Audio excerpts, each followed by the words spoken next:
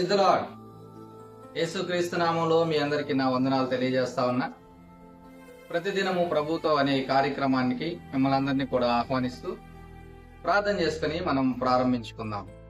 పరిశుద్ధులైన తండ్రి, ప్రేమ కలిగిన మా దేవ, మీకు వందనాలు. మరొక ఆదివారపు దినాన ఈ రీతిగా మీ యొక్క సన్నిధానంలో మేము ఈ రీతిగా చేరడానికి, మీ మాటలు వినడానికి దేవనైనా మీరు మాకు ఇచ్చిన అవకాశాన్ని బట్టి వందనాలు. ఎంతమంది అయితే ఆశతో ఆసక్తితో దేవా మీ మాట కొరకు ఎదురు చూస్తూ ఉంటా ఉన్నారు, వారందరితో కూడా మీరు మాట్లాడి వారిని బలపరిచి నడిపించమని యేసుక్రీస్తు నామములో ప్రార్థించి వేడుకున్నాను తండ్రి, ఆమేన్. రైట్, గడిచిన ఆదివారపు దినం నుంచి మరి ఈ ఆదివారపు దినం వరకు కూడా దేవుడు మనలను సజీవులుగా ఉంచి మనకు ఆరోగ్యమునిచ్చి ఆయుష్నిచ్చి నడిపిస్తున్నందుకై దేవునికి వందనాలు. మరి ఈ సమయంలో దేవుణ్ణి మనము స్తుతించవలసిన వారంగా, దేవుణ్ణి ఆరాధించవలసిన వారంగా, ఆయన సన్నిధానంకి వెళ్ళి కృతజ్ఞతాస్తుతులు అర్పించవలసిన వారంగా ఉంటా ఉన్నాం. మరి మీరంతా కూడా దేవుని యొక్క సన్నిధానమునకు, దేవుని మందిరానికి వెళ్ళడానికి సిద్ధపడుతున్నారని నేను నమ్ముతా ఉన్నాను. చాలా మంది దేవుని మందిరానికి వెళ్ళడానికి చాలా మరి నిర్లక్ష్యాన్ని వహిస్తున్న వారిగా ఉంటారు. దేవుని మందిరానికి వెళ్ళడానికి అనాసక్తి కలిగిన వారిగా ఉంటారు.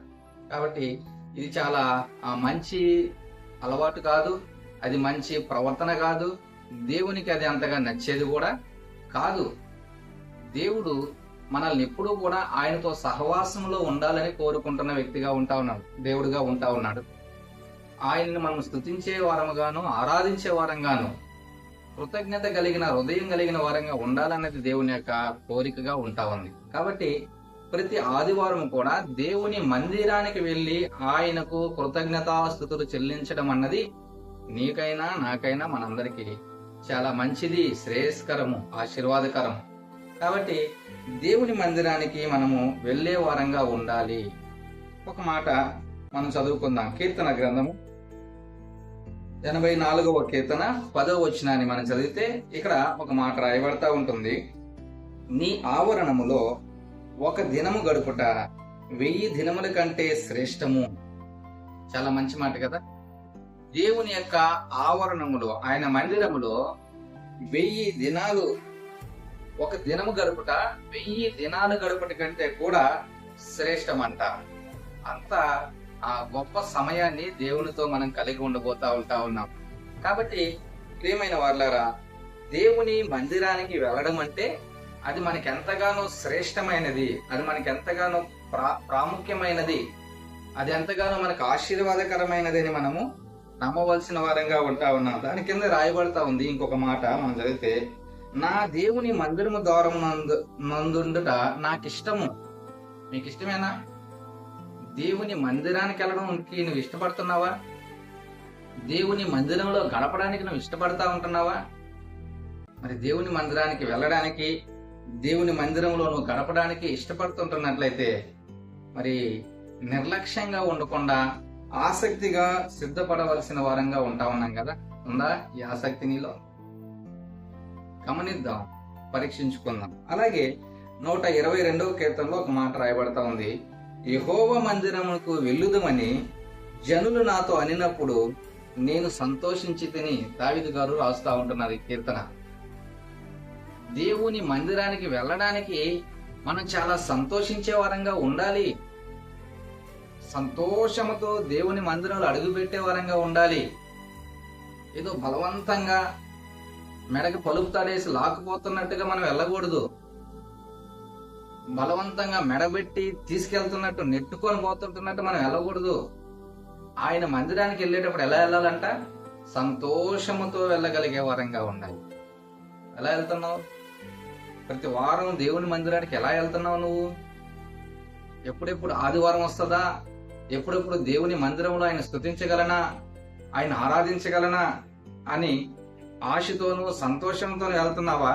అబ్బా ఆదివారం వచ్చిందే అని ఇలా దుమ్ము దులిపి బైబిల్కి బలవంతంగా దాన్ని చేతిలో పెట్టుకొని చాలా భారభరితమైన హృదయంతో వెళ్తా ఉంటున్నావా? ఎవరో నెట్టికి వెళ్తుంటున్నట్టు వెళ్తా ఉంటున్నావా? ఆలోచన చేద్దాం. చాలా మంది మరి నిర్లక్ష్యంగా వచ్చేవారు ఉంటా ఉన్నారు. చాలా మంది బలవంతంగా వచ్చేవాళ్ళు అంటున్నారు. కొద్దిమంది వచ్చినా కూడా లోపల కొద్ది సమయం కూర్చోడానికి ఆసక్తి చూపించట్లేదు. ఫోన్లు చూసుకునే వాళ్ళు ఉంటున్నారు, లేచి బయటికి వెళ్ళే వాళ్ళు ఉంటున్నారు, బయట కొద్దిసేపు అలా బాతాకాని మాట్లాడుకుని వచ్చే వాళ్ళు ఉంటున్నారు. ఏవేవో పనులు ముగించుకొని మరలా లాస్ట్ లో ఆమె చెప్పేటప్పుడు వచ్చే వాళ్ళు కూడా చాలా మంది ఉంటా ఉన్నారు కదా. కాబట్టి మనము ఏ రీతిగా దేవుని యొక్క మందిరానికి వస్తుంటున్నామో, ఏ రీతిగా దేవుని మందిరంలో మనం గడుపుతూ ఉంటున్నామో పరీక్షించుకోవాల్సిన వారంగా ఉంటా ఉన్నాం. సంతోషముగా వెళ్ళగలిగే వారంగా మనము ఉండాలి. సంతోషముగా వెళ్ళగలిగే వారంగా. అప్పటి వరకు దేవుడు ఏ ఏ కార్యాలైతే మన యొక్క జీవితంలో చేశాడో వాటన్నిటిని బట్టి దేవుణ్ణి స్తుతించే వారంగా, ఆయనను ఆరాధించే వారంగా, ఆయనను మహిమపరిచే వారంగా మనం ఉండాలి. హెబ్రీయులకు రాసిన పత్రిక 10వ అధ్యాయము 24-25 కలిసిన రీతిగా ఉంటున్నాయి. అది నేను చదువుతున్నాను, జాగ్రత్తగా వినండి. కొందరు మానుకునుచున్నట్టుగా సమాజముగా కూడుకునుట మానక ఒకరినొకడు హెచ్చరించుచు ఆ దినములు సమీపించుట మీరు చూచిన కొలది మరి ఎక్కువగా అలాగు చేయుచు ప్రేమ చూపుటకును సత్కార్యములు చేయుటకును ఒకరినొకడు పురిగొల్పవలెనని ఆలోచింతుము. చాలా మంది మానుకుంటా ఉన్నారు. చాలా మంది మానుకుంటున్నారు, నిర్లక్ష్యాన్ని వహిస్తూ ఉంటున్నారు. సమాజముగా కూడుకోవడము చాలా మందికి అయిష్టంగా ఉంటా ఉంది. నీకెలా ఉంటుందో నాకు తెలియదు. ఈ మాటలు వింటున్నా నీవు, ఈ వీడియో చూస్తుంటున్న నీవు ఎలాంటి హృదయం కలిగిన వ్యక్తిగా ఉంటున్నావో తెలియదు. సమాజముగా సహవాసంగా కూడుకోవడానికి ఆసక్తి కలిగిన వ్యక్తిగా ఉంటున్నావో లేదో తెలియదు. దేవుడైతే మనం అందరము సహవాసముగా కూడి ఆయన ఆరాధించాలని ఆయన కోరుకుంటున్న దేవుడిగా ఉంటా ఉన్నాడు. చాలా మంది అలా కూడుకోవడానికి మానుకుంటా ఉన్నారు. వ్యక్తిగతమైన పనులను, వ్యక్తిగతమైన కార్యకలాపాలను కలిగిన వారిగా సహవాసములో కూర్చోవడానికి చాలా ఇబ్బంది పడుతున్న వారు ఉంటా ఉన్నారు. సహవాసాన్ని మానుకుని వారి ఇష్టానుసారంగా మరి ప్రవర్తిస్తుంటున్న వారు ఉంటా ఉన్నారు. ఒకరినొకరు ప్రేమించుకునే విషయంలో, ఒకరినొకరు హెచ్చరించుకునే విషయంలో, ఒకరినొకరు సరి చేసుకునే విషయంలో, ఒకరినొకరు పురుగొల్పుకునే విషయంలో, విశ్వాసములోను ఆత్మీయతలోను అయిష్టత చూపించే వాళ్ళు ఉంటా ఉన్నాం. దేవుని యొక్క సహవాసములో వీటన్నిటిని మనం చూడగలం, ప్రేమ పంచుకోగలం, హెచ్చరించుకోగలం. ఏది సత్యమైనదో దాని గురించి మనం ఆలోచన చేయగలం, పురుగొల్పుకోగలం. సహవాసంగా కూడి ఏక మనసుతో దేవుణ్ణి ఆరాధించగలం. ఎన్ని గొప్ప ప్రయోజనాలో. కానీ సహవాసంగా కూడుకొని దేవుని మందిరంలో కూడడం అన్నది చాలా మందికి అయిష్టతతో కూడినదిగా ఉంటా ఉంది.